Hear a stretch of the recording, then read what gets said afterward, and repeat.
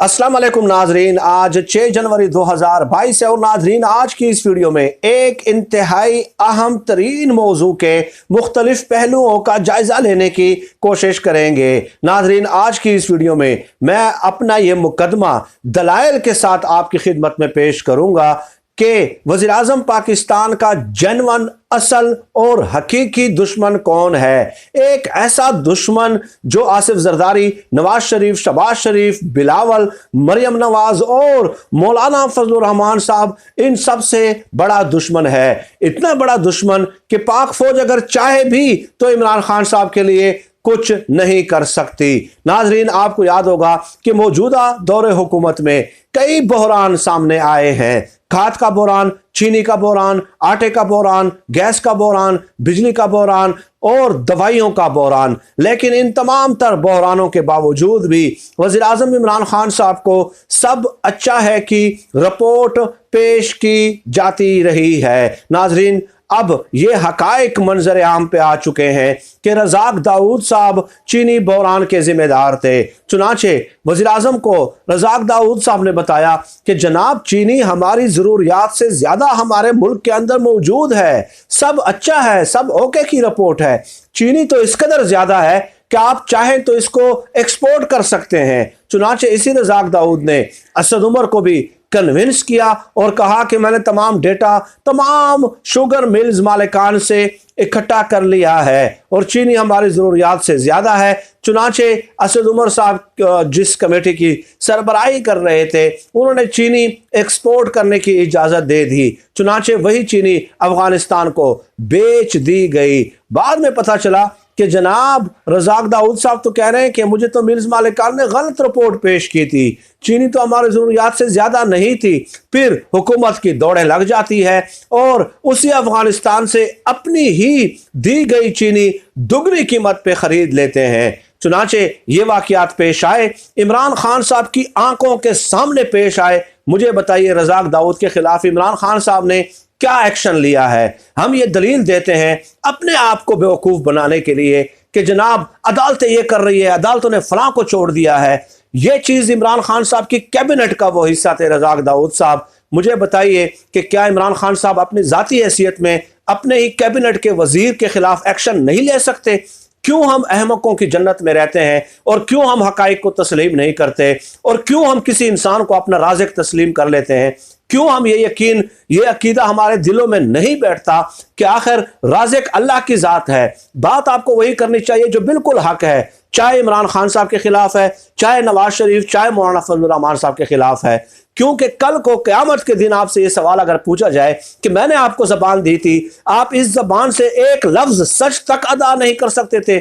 मैं तो इमरान खान को भी रिस्क दे रहा था और अगर अल्लाह पाक आपसे ये कहे तो आपने उसको अपना राज़िक समझकर उनके हक में झूठ बोलना क्यों मुनासिब समझा?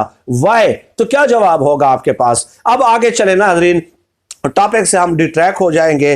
दूसरी बात यह है कि अभी कैबिनेट में गुज़श्ता हफ्ते एक बड़ा इंपॉर्टेंट वाक़या पेश आया है और वो वाक़या ये है कि अब यूरिया और डीएपी का बहरान सर उठा रहा है, जो कि बहुत बड़ा बहरान है, बहुत बड़ा बहरान है। चुनाचे हुआ क्या, दो तीन ऐसे वजीर हैं जो इस कदर इंग्लिश नहीं बोल सकते और ना ही इस कदर ठाट बाट के साथ रहते हैं। चुनाचे उन्होंने कैबिनेट की मीटिंग में इमरान खान साहब से कहा कि सर यूरिया और डीएपी का बहरान सर उठा रहा है और आप इसका नोटिस लें क्योंकि फिर गंदम की पैदावार कम होगी। अगर गंदम की पैदावार कम होगी तो पाकिस्तान की 45% आबादी का रोजगार जो है वो एग्रीकल्चर सेक्टर के साथ वाबस्ता है और 70% का इनडायरेक्टली इस एग्रीकल्चर सेक्टर के साथ वाबस्ता है। चुनाचे उसी वक्त खुसरो बख्तियार साहब ने कहा कि नहीं सर, इस दम कोई मसला ही नहीं है, यूएई डीएपी और यूरिया का तो कोई मसला ही नहीं है। 3.3 मिलियन टन जो है इस साल पैदावार हुई है डीएपी की और यूरिया की 3.3 मिलियन टन और 3 मिलियन टन हमारी ज़रूरियात हैं। चुनाचे ये गलत बयानी कर रहे हैं। अब इंसाफ का तकाजा ये था कि इमरान खान साहब उन वजीरों से पूछते कि आप ये क्यों कह रहे हैं, आपके पास क्या फैक्ट्स एंड फिगर है। लेकिन चूंकि खुसरो बख्तियार, हमाद अजहर, रजाक दाऊद ये इमरान खान साहब की आंखों के तारे हैं, इसलिए उनको टोक के बाकियों को और इनकी बात पे यकीन कर लिया। ये पिछले हफ्ते कैबिनेट की मीटिंग में हुआ है। और फिर उसके बाद हुआ क्या है नाज़रीन, अभी 2 दिन पहले ये जो है शौकत तरीन साहब ने सीईसी की मीटिंग बुलाई और उसमें कहा कि यूरिया जो है वो हमारी जरूरियात से कम है। खुसरो बख्तियार ने कहा कि 3.3 मिलियन टन हुई है, कम है, 50 लाख टन यूरिया बाहर से मंगवाया जाए। ये शौकत तरीन साहब ने ये फैसला किया है। और इमरान खान साहब को खुसरो बख्तियार ने कैबिनेट में ये कहा कि 3.3 मिलियन टन जो है वो यूरिया हो चुका है। ये झूठ बोलते हैं कि किसानों को नहीं मिल रहा। हालांकि ये भी बता दूं कि 10,000 रुपए फी बोरी मिल रही है यूरिया की, और डीएपी की बोरी 1700 से लेकर 3,000 रुपए पे मिल रही है। और किसान रुल गए हैं, उनको नहीं मिलता। मेरे साथ कईयों का राब्ता हुआ है और उन्होंने कहा है कि हम आपका गरेबान क़यामत के दिन पकड़ेंगे कि आप कहते हैं कि सब ओके है, सब ठीक है, सब अच्छा है। ये इमरान खान साहब को अब चाहिए कि जब शौकत तरीन ने यह फैसला कर लिया कि यूरिया कम है और 50 लाख टन मंगवाना है, तो खुसरो बख्तियार ने जो उन्हें बैठ के कहा था कि सर हमारी ज़रूरियात से ज़्यादा है, क्या इमरान खान साहब दूध पीते बच्चे हैं? क्या वो इस बात का नोटिस नहीं ले सकते? क्या अदालतों ने ये उनसे ये कहा है कि ना करें? हर बात अदालतों पे क्यों डालते हैं? सच क्यों नहीं बोल सकते? हम क्यों डरते हैं? हम क्यों किसी इंसान को खालिक और मालिक समझते हैं? हम क्यों ये समझते हैं कि मेरे सब्सक्राइबर्स इस बात से नाराज होंगे और फिर मेरी व्यूवरशिप नहीं आएगी? क्यों ये हम समझते हैं? क्यों सच और झूठ को हम मिला देते हैं? ये नाज़रीन फैक्ट्स थे जो मैंने आपकी खिदमत में पेश करना जरूरी समझे। मैं समझता हूं कि DGISPR ने कल प्रेस कॉन्फ्रेंस की है, वो भी इन चीजों की मौजूदगी में इमरान खान साहब को नहीं बचा सकते, वो भी नहीं बचा सकते। पाक फौज अगर चाहे भी तो इमरान खान साहब को एट द एंड नहीं बचा सकती, क्योंकि इमरान खान साहब खुद बचना ही नहीं चाहते, वो इन चीजों का नोटिस लेना ही नहीं चाहते। इमरान खान साहब समझते हैं कि मेरे वज़रा की करप्शन हलाल है, उनके खिलाफ नैब एक्शन न ले, उनके खिलाफ FIA एक्शन न ले। ये इमरान खान साहब अपने अमल से साबित कर रहे हैं, वो इमरान खान साहब यही समझते हैं।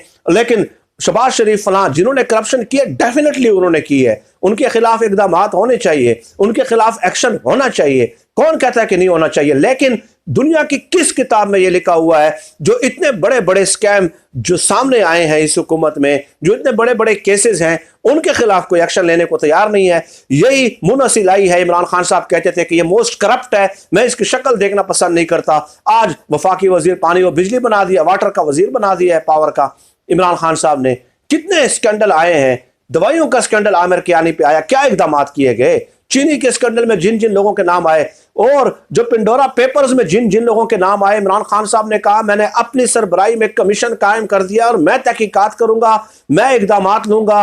वही 5 लोग आज भी इमरान खान साहब की काबीना का हिस्सा है। इमरान खान साहब ने उनसे यह भी नहीं कहा कि जनाब आप मुस्ताफी हो जाएं, जब आपके खिलाफ तहकीकात मुकम्मल हो जाएंगी तब आप आ जाएं और कैबिनेट में शामिल हो जाएं। यहां तक इमरान खान साहब ने नहीं किया। वो कमीशन तो इमरान खान साहब ने खुद बनाया और खुद कहा कि मैं तहकीकात करूंगा, इसमें अदालतों का क्या कसूर है? आप मुझे बताइए। अगर कोई अल्लाह को जवाब दे है तो जहां हुकूमत की नाकामी है, खामी है, डटकर खुलकर बिल्कुल उसके खिलाफ बात करनी चाहिए। जहां उनकी परफॉर्मेंस है बिल्कुल वो परफॉर्मेंस पेश करनी चाहिए। जहां नवाज शरीफ की परफॉर्मेंस है उनकी भी परफॉर्मेंस पेश करनी चाहिए। जहां नवाज शरीफ साहब की करप्शन और कोताहियां है वो भी पेश करनी चाहिए। यही सहाफत का उसूल है, यही सहाफत का पैमाना है, यही बाज़मीर शख्स की निशानी है और यही सहाफत है, यही तज्जिया है, यही तबसरा होता है। बाकी सब चीज़ों का मालिक अल्लाह पाक है। इंसान की जिंदगी के एक लम्हे का भरोसा नहीं है, इसलिए किसी का खुशामदीद चापलूस और दरबारी बन के जिंदगी नहीं गुजारनी चाहिए, बल्कि अल्लाह पाक की ज़ात पे मुकम्मल यकीन के साथ जो है पूरी जो है जिंदगी गुजारनी चाहिए और सच और झूठ का इख्तिलात नहीं होना चाहिए। फिलहाल नाज़रीन आज की इस वीडियो में इतना ही। अल्लाह पाक हम सबको खल्क़े खुदा के लिए आसानियाँ पैदा करने की तौफीक अता फरमाए। आमीन या रब्बिल आलमीन।